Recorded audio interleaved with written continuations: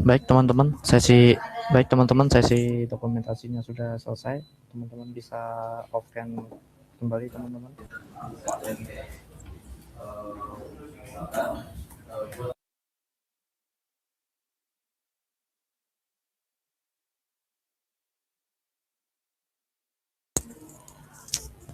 Sebelum sebelumnya sedikit info, kegiatan ini diselenggarakan oleh APRI, Asosiasi Profesi Rekayasa dan Industri. APRI merupakan wadah kolaborasi bagi para profesional, praktisi, akademisi, dan pelaku industri di bidang rekayasa dan industri. Sejak diinisiasi pada tahun 2022, APRI berkomitmen untuk mendorong peningkatan kompetensi, inovasi, serta sinergi antara dunia pendidikan dan industri. Buat teman-teman yang pengen nambah relasi dan upgrade skill, nanti teman-teman boleh banget bergabung jadi anggota APRI. Info lengkapnya bisa dicek langsung di website apri.id.org teman-teman.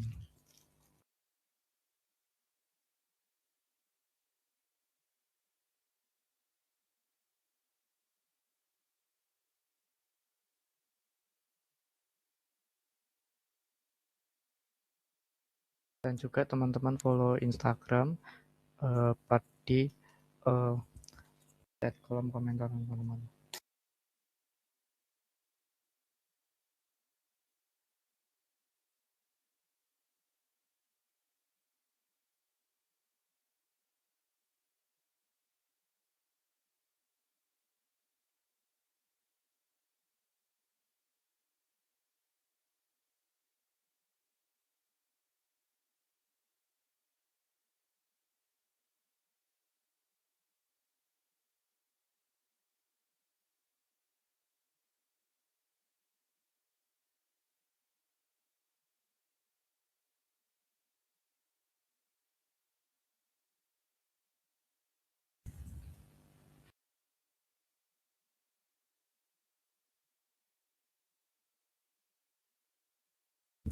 Baik teman-teman, pada materi pembelajaran kali ini atau materi webinar kali ini yaitu arsitektur navigasi kapal tanpa awak berbasis GPS dan sensor navigasi yang dimana dirancang oleh saya sendiri yaitu Baidil Ramadan Nur Santoso teman-teman. Kemudian ini adalah profil saya. Saya pernah workshop on desain dan konstruksi pada kapal tanpa awak teman-teman di ITS yaitu Institut Teknologi 10 November. Kemudian saya ada sertifikasi kompetensi dan juga sertifikasi pada program kreativitas mahasiswa yaitu PKMKC teman-teman Karsa Cipta dan juga ada sertifikasi student internship dan ada pengalaman kerja saya yaitu dari PT Rezeki Mekanik Indonesia sebagai instruktur PLC dan mekatronik tahun 2025 sampai sekarang teman-teman, dan juga saya pernah bekerja di Efortek Solusi Integrasi sebagai software dan desain engineering teman-teman pada tahun Januari 2024 hingga Juni tahun 2024. Dan juga saya pernah mengikuti freelancer sebagai Mechatronics Engineering tahun 2022 sampai 2023 dan ini buat yaitu kapal tanpa awak. Ini adalah kapal pengambil sampah dan juga ini adalah sistem navigasinya dan ini adalah merupakan salah satu panel yang saya desain teman-teman. Seperti itu.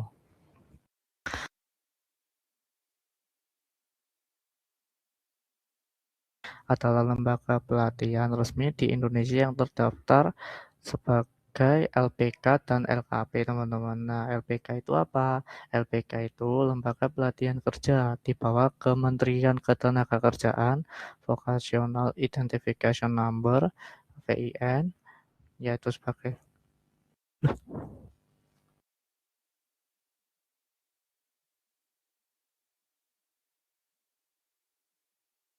oh tiba-tiba jadi itu penyajian anjir.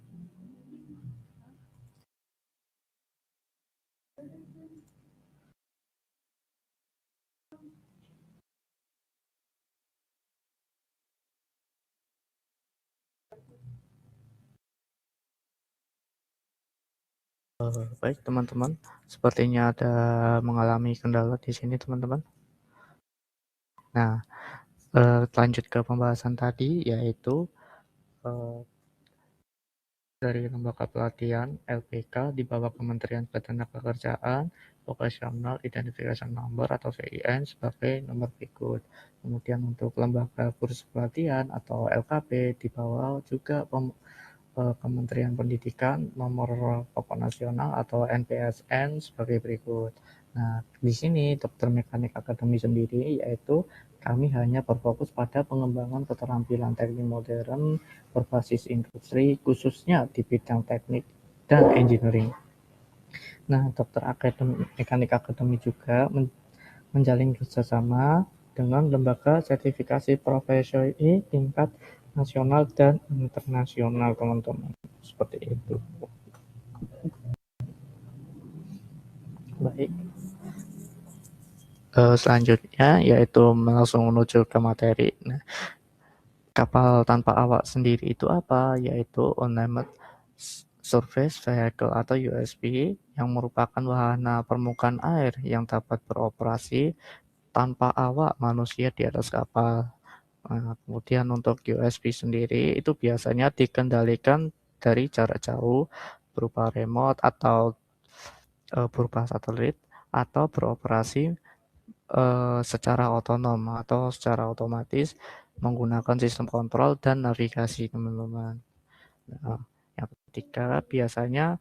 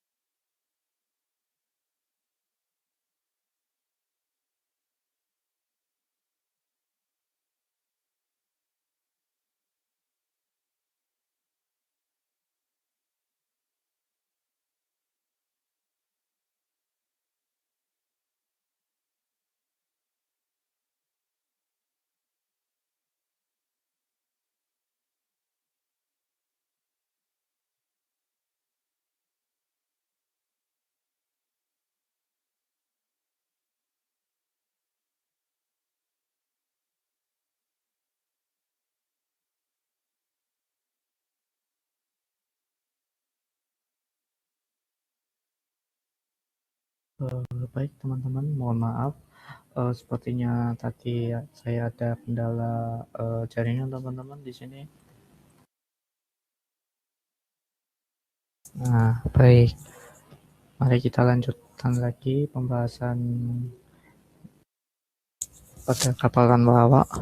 Nah, di sini ada USB yaitu dikendalikan jarak jauh melalui remote atau operasi secara otonom menggunakan sistem kontrol dan navigasi. Nah, yang ketiga yaitu digunakan untuk berbagai keperluan seperti survei perairan dan batimetri, monitoring lingkungan seperti kualitas air, sampah, sungai, ekosistem, bahkan sebagai keamanan patroli dan penelitian ilmiah. Nah, USB sendiri itu membutuhkan sistem navigasi yang sangat akurat dan handal, yaitu menentukan posisi dan arah kapal secara real time, menjaga kestabilan lintasan pelayaran, menghindari rintangan di perairan, dan juga sebagai navigasi kapal untuk menuju tujuan waypoint secara otomatis. Kemudian yang kelima adalah sistem navigasi umumnya memanfaatkan GPS dan berbagai sensor navigasi yang diintegrasikan melalui proses sensor fusion atau sensor gabungan. Dan juga sensor biasanya berupa kamera, lidar, dan lain sebagainya. Nah, kemudian untuk kendala sistem navigasi menjadi salah satu faktor utama dalam menjalin keselamatan, efisiensi, dan keberhasilan misi pada kapal tanpa awak. Nah, kemudian tujuan navigasi sendiri itu untuk menentukan posisi kapal secara real time berdasarkan koordinat geografis, yaitu lintang dan bujur menggunakan sistem GPS, teman-teman. Kemudian untuk menentukan arah hadap atau heading dan kecepatan gerak kapal sebagai dasar pengendalian navigasi, menjaga lintasan pelayaran yang stabil dan akurat sesuai jalur yang telah direncanakan. Kemudian adalah menavigasi kapal menuju titik tujuan atau waypoint secara otomatis tanpa intervensi manusia. Kemudian yaitu melakukan koreksi arah secara terus-menerus akibat pengaruh arus air, angin, dan juga gelombang. Menghindari rintangan di perairan menggunakan data dari sensor navigasi tambahan, mendukung operasi otonom dan semi-otonom pada kapal tanpa awak, dan juga meningkatkan keselamatan, efisiensi energi, dan keberhasilan misi kapal tanpa awak. Itu merupakan beberapa tujuan sistem navigasi pada kapal tanpa awak. Nah, arsitektur sistem navigasi sendiri itu apa? Berfungsi untuk mengumpulkan data kondisi dan posisi kapal, yaitu meliputi GPS, menentukan sebagai posisi geografi kapal, IMU, yaitu terdiri dari akselerometer, gyroskop, dan magnetometer untuk mengetahui orientasi dan gerakan pada posisi kapal untuk kemiringannya berapa. Kemudian ada kompas digital sebagai penentu arah hadap kapal, yang dimana sendiri kompas itu berfungsi untuk sebagai sistem navigasinya, teman-teman. Entah itu menuju ke utara maupun ke selatan, barat, dan timur, seperti itu. Nah, biasanya sensor navigasi itu dilengkapi oleh sensor tambahan berupa ultrasonik, lidar, dan kamera untuk mendeteksi beberapa rintangan. Seperti itu.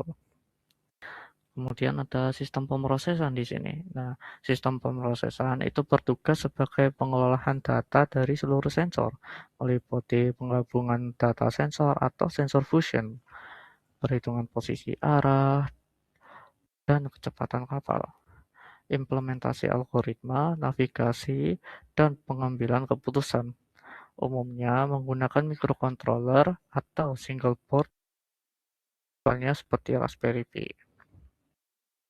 Nah, sistem kontrol sendiri itu berfungsi mengatur pergerakan kapal berdasarkan hasil pemrosesan, meliputi pengendalian kecepatan motor dan sudut kemudi, penerapan algoritma kontrol seperti PID, biasanya ada seperti PID maupun fuzzy logic ya teman-teman, atau PID fuzzy seperti itu. Menjaga kestabilan arah dan lintasan kapal, seperti itu. Nah, kemudian untuk aktuatornya itu merupakan perangkat mekanik yang menjalankan perintah kontrol yaitu motor sebagai penggerak kapal, servo untuk sistem kemudi, dan ESC itu adalah Electronic Speed Controller, yaitu sebagai pengatur daya motor, seperti itu. Kemudian selanjutnya yaitu sistem komunikasi digunakan untuk pemantauan dan pengendalian jarak jauh, meliputi pengiriman data navigasi dan satu sistem penerima perintah dari stasiun kendali, media komunikasi seperti radio, telemetri, LoRa, atau jaringan seluler. Seperti itu. Itu berikut adalah beberapa arsitektur dalam sistem navigasi tersebut.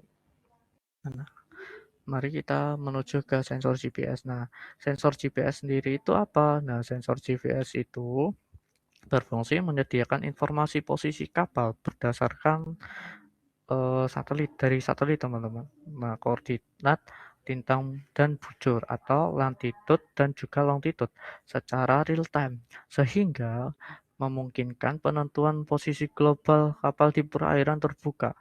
Nah, data GPS ini digunakan sebagai acuan utama dalam navigasi otomatis seperti penentuan rute dan navigasi waypoint. Akurasi GPS standar berkisaran itu biasanya error-nya itu sekitar 2 sampai 5 meter. Namun, dapat ditingkatkan penggunaan teknologi di GPS atau RTK untuk memperoleh presisi yang lebih tinggi hingga tingkat sentimeter. Jadi error-nya itu bisa sampai setingkat sentimeter, bukan lagi berupa meter, teman-teman. Nah, dalam sistem navigasi kapal tanpa awak, GPS umumnya dikombinasikan dengan sensor lain seperti IMU dan kompas melalui metode sensor fusion guna meningkatkan keandalan data posisi untuk mengatasi eh, keterbatasan GPS akibat gangguan sinyal atau kondisi lingkungan. Seperti itu. Dan pada gambar ini ada longitude. Ini adalah garis khatulistiwa atau garis ekuator dan juga ada longitude.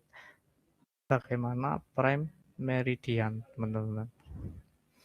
Nah, sensor IMU itu apa? Nah, sensor IMU itu merupakan komponen penting dalam sistem navigasi kapal tanpa awak yang berfungsi untuk mengukur orientasi pergerakan kapal secara real time, teman-teman. Nah, IMU itu umumnya terdiri dari akselerometer, gyroskop, dan juga magnetometer yang bekerja secara terpadu. Nah, akselerometer itu digunakan untuk mendeteksi kecepatan linear sumbu X, Y, Z, sehingga mengetahui perubahan kecepatan serta kemiringan kapal, yaitu pitch dan roll. Nah, sebagai gambar berikut, teman-teman, ini adalah roll dan ini juga pitch. Nah, jadi roll ini ketika misalkan ini sebagai contoh mobil berguling entah itu ke arah ke arah searah jarum jam maupun berlawanan arah jarum jam. Ini seperti ini, teman-teman. Jadi bisa dibayangkan sendiri ya untuk uh, arah putar roll itu seperti apa. Pada sistem ini mobil ini adalah contohnya, teman-teman, seperti itu. Kemudian gyroskop sendiri untuk uh, berfungsi mengukur kecepatan sudut, memungkinkan sistem mengetahui perubahan orientasi kapal secara akurat, terutama saat terjadi manuver gangguan gelombang. Sementara itu, magnetometer berperan sebagai kompas digital yang mendeteksi arah medan magnet bumi untuk menentukan heading kapal. Data dari ketiga sensor tersebut kemudian digabungkan melalui teknik sensor fusion seperti Kalman filter untuk menghasilkan informasi posisi relatif, arah, dan stabilitas kapal yang presisi, terutama ketika sinyal GPS melemah atau terganggu. Nah, jadi sensor IMU ini merupakan salah satu tambahan apabila jika GPS-nya ini merasa terganggu atau eh, terlambat dalam pengiriman data. Nah, teman-teman kan mungkin agak bingung ini. Nah, fungsi sensor IMU itu cara kerjanya gimana? Nah, cara kerjanya itu misalkan dari posisi mobil nih yang tadi. Nah, roll ini maka bisa teman-teman bisa bayangkan nanti bergulingnya seperti apa dan juga pitch ini maka bisa jadi gambar mobil ini bisa jadi agak ke atas sedikit ataupun ke bawah sedikit. Nah, kalau roll ini agak berguling. Nah, sedangkan kalau yawi ini adalah mobilnya ini arah hadap dari mobil ini seperti apa. Begitu juga sebagai acuan pada kapal tersebut, teman-teman. Kemudian untuk sensor kompas sendiri itu apa? Nah, sensor kompas itu berfungsi untuk menentukan arah hadap heading. Nah, tadi kan ada yang sensor IMU tuh. Sensor IMU itu juga bisa menentukan arah hadap. Nah, tapi untuk sensor IMU itu dia itu lebih berfokus kepada posisi bendanya, teman. Posisi dari arah hadap dari posisi bendanya. Kemudian untuk kompas sendiri itu lebih arah hadap dari sumbu mata angin, teman. Kompas digital itu berfungsi untuk menentukan arah hadap bidding kapal secara real time dengan mengacu medan magnet bumi, sehingga kapal dapat mengetahui orientasi arah utara selatan maupun sudut pergerakan dalamnya. Nah, dalam sistem navigasi kapal tanpa awak, kompas digital umumnya digunakan bersamaan eh, data GPS untuk memperoleh informasi heading lebih akurat, terutama pada saat kapal bergerak lambat atau berhenti, di mana pada sistem GPS ini saja kurang optimal untuk menentukan arah saja, teman-teman. Nah, sehingga perlunya kompas itu sebagai arah hadapnya itu seperti apa dari posisi kapal tersebut. Nah, meskipun demikian, sensor ini memiliki kelemahan karena rentan terhadap gangguan medan magnet dari komponen elektronik, motor, atau struktur logam di sekitar kapal, sehingga diperlukannya proses kalibrasi dan integrasi dengan sensor lain seperti IMO untuk meningkatkan keandalan dan akurasi sistem navigasi. Nah, jadi biasanya peletakan sensor kompas ini sangat cukup penting, teman-teman, untuk sebagai di kapalnya tersebut, teman-teman. Jadi biasanya sensor kompas dan juga sensor IMO itu biasanya diletakkannya setingkat atau agak ke belakang. Intinya sensor kompas dan sensor IMO itu kalau pada kapal itu diletakkan di bagian tengah-tengah tersebut, teman-teman, dari dimensi tersebut. Jadi, selanjutnya adalah sensor tambahan biasanya peran penting sebagai peningkatkan keselamatan dan kecerdasan sistem navigasi kapal tanpa awak. Nah, sensor ultrasonik atau sensor lidar digunakan untuk mendeteksi rintangan, teman-teman, di sekitar kapal secara real time dengan mengatur jarak objek di depan, samping, maupun area tertentu, sehingga sistem dapat melakukan penghindaran tabrakan secara otomatis. Kamera di sini berfungsi sebagai sensor visual yang dimana mendukung navigasi berbasis pengelolaan citra seperti pengenalan objek, identifikasi, rintangan, terapung, penentuan jalur yang aman itu seperti apa, serta dapat dikombinasi dengan metode computer vision atau deep learning untuk meningkatkan akurasi navigasi.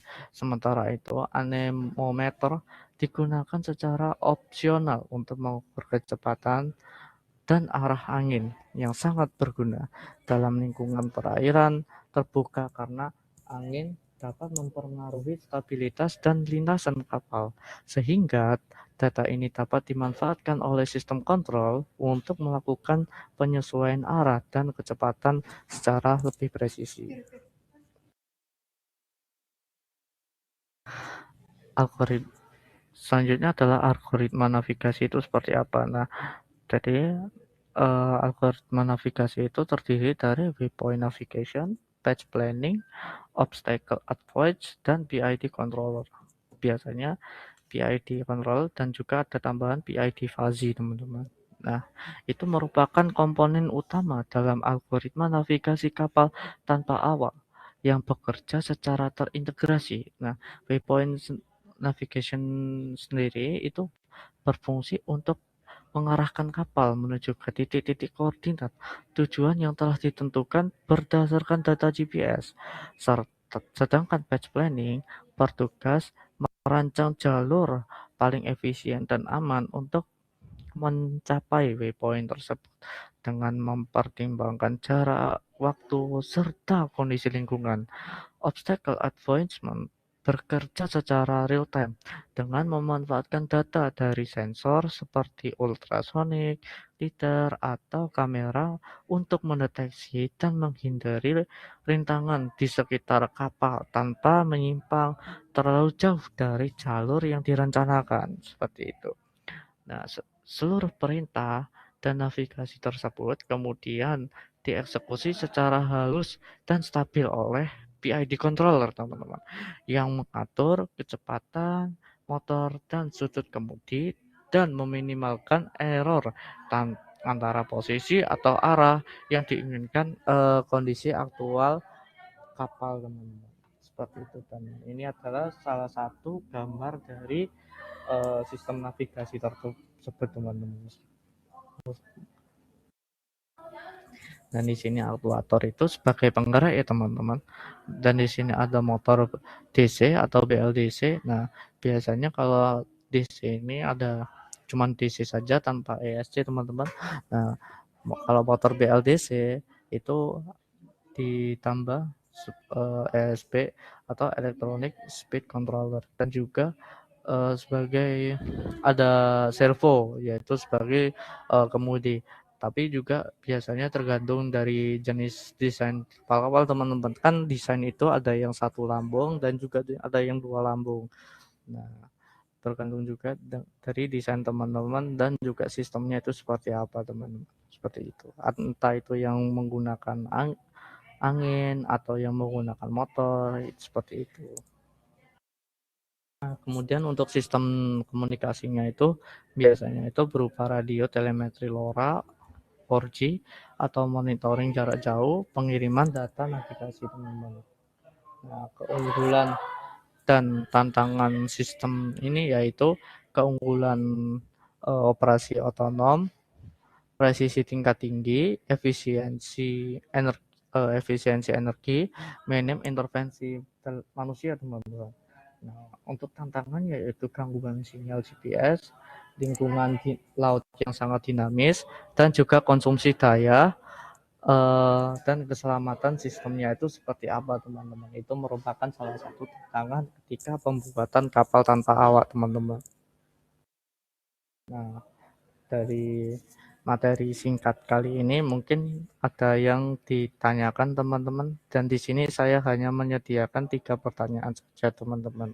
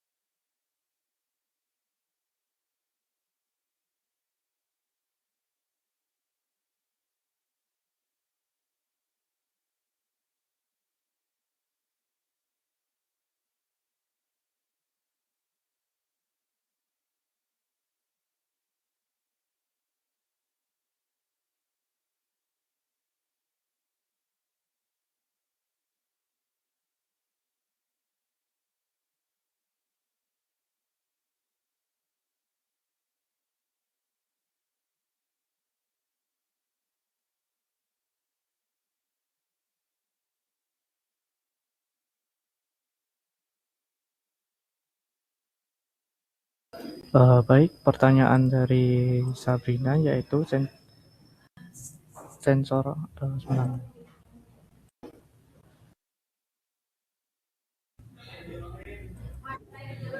Baik, pertanyaan dari Sabrina yaitu sensor apa saja yang digunakan dalam sistem navigasi selain GPS. Nah, untuk pada kapal tanpa awak, sensor yang cukup sering digunakan yaitu GPS. Nah, tapi uh, kalau hanya mengandalkan GPS memang untuk sebagai posisi dari posisi kapal tersebut dalam kondisi di bumi.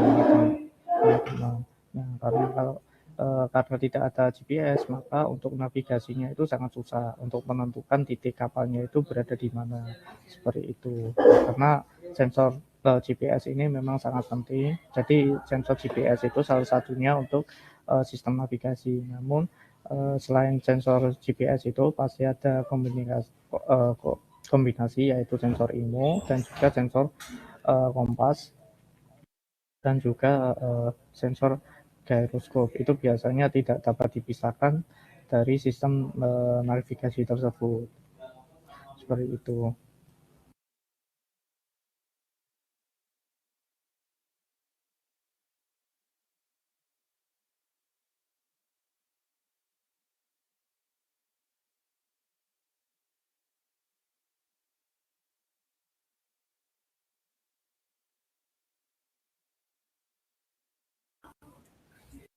Baik teman-teman, sambil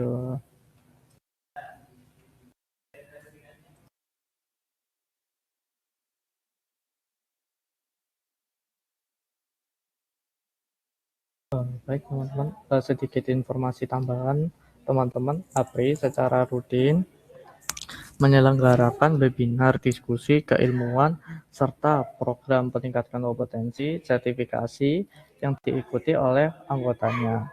Nah, teman-teman, dengan bergabung dengan APRI, anggota APRI, teman-teman mendapatkan banyak benefit, mulai dari akses ke webinar, bahkan menjadi narasumber dan diskusi yang relevan dengan kebutuhan industri, memperluas jejaring profesional lintas bidang, hingga kesempatan teman-teman mengikuti pelatihan dan sertifikasi kompetensi. Untuk kalau teman-teman mau berminat bergabung menjadi anggota APRI, informasi keanggotaan bisa langsung di chat di website sebagai berikut teman-teman. Ada juga di kolom komentar, jadi teman-teman bisa langsung copy paste teman-teman.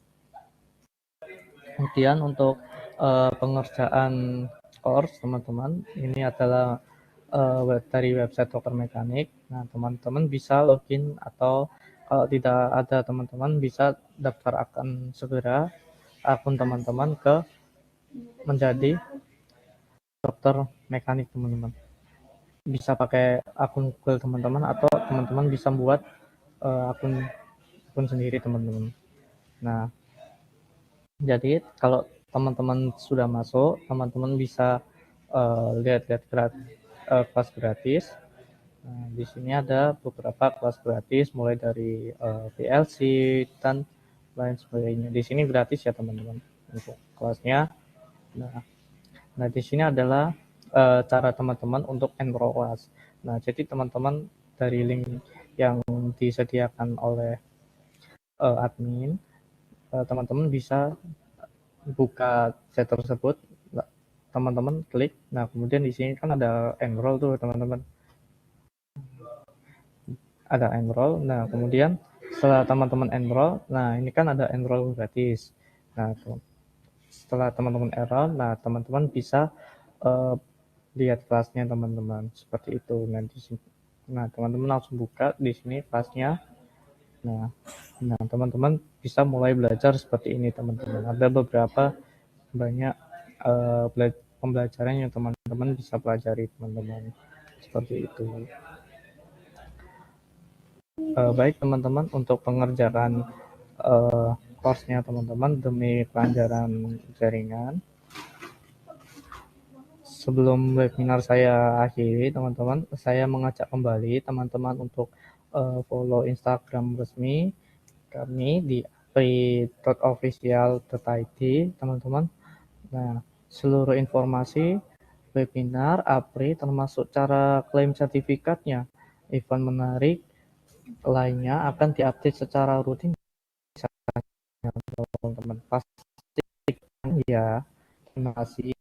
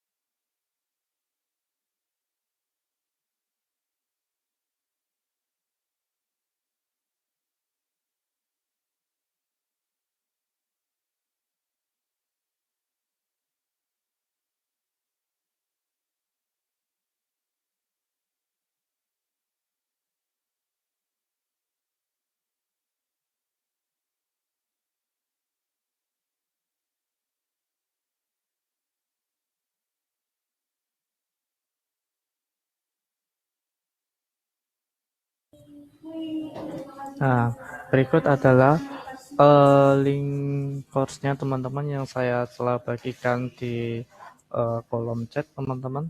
Nah, teman-teman bisa mulai mengerjakannya teman-teman, dan mungkin karena pada webinar kali ini telah selesai, teman-teman bisa mengerjakan terlebih dahulu. Untuk demi kelancaran teman-teman bisa mengerjakan, maka saya akhiri dulu teman-teman. Untuk pada sesi webinar kali ini, teman-teman jangan lupa kerjakan di link course dokter mekanik teman-teman. Berikut adalah saya sudah share link ke teman-teman. Baik teman-teman, terima kasih yang sudah bergabung ke webinar pada kali ini teman-teman. Saya akhiri terlebih dahulu. Wassalamualaikum warahmatullahi wabarakatuh.